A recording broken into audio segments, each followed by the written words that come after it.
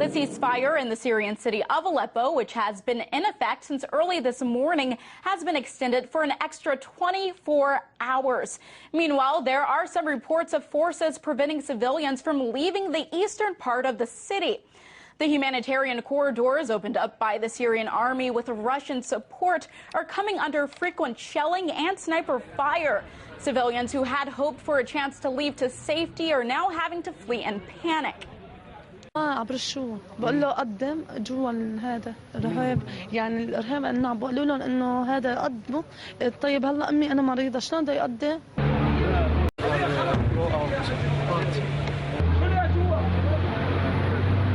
لك متمنيه بس انه تطلع زعلانه عليها الجوع قتلهم الجوع كافر يا اخي ما في الذليه لا بياكلوا لا بيشربوا ابدا. The mortar shells landed just feet away from their filming location. Journalists had to run for cover. Amarat Gaziev was one of them, and he's been describing the experience. When that shell impacted, there was panic. Everybody ran for cover. Some people hid in houses, some in ditches, wherever they could. Of course, it wasn't only journalists there. There were plenty of relatives, civilians, people waiting for their loved ones from eastern Aleppo, people they haven't seen in years, hoping that they would finally be let allowed out. Of course, they weren't. This has been a very, very ferocious day. There has been non-stop shelling. I haven't seen the likes of it in weeks. It started early in the morning from 8 o'clock when these humanitarian crossings opened. They were targeted by mortar shells. They were targeted by gunfire, by snipers, both of the checkpoints that have been opened. The message being sent here is very clear, that no one will cross, and the rebels are making sure that everybody understands it, including their own. There are reports of infighting between various rebel groups. So far, nobody has been able to leave, and of course these barrages are ongoing. These mortar rounds are falling all over the city, but they are especially focused on checkpoints. Mortar fire from rebel-held East Aleppo has killed 3 civilians, among them a 7-year-old girl. Murad Gizdiyev reports from the embattled Syrian city.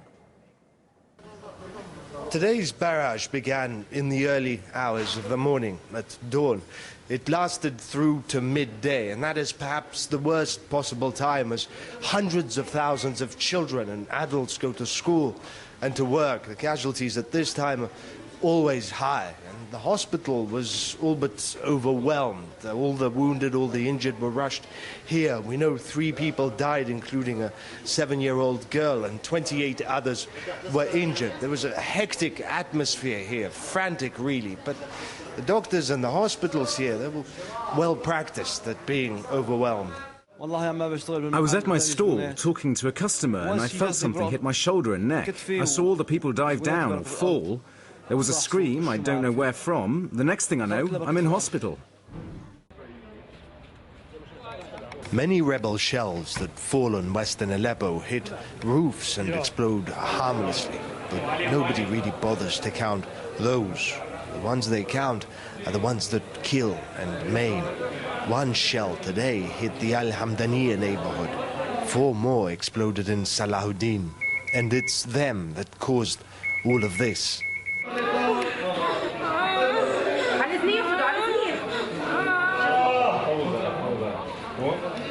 The bombardment happens every day.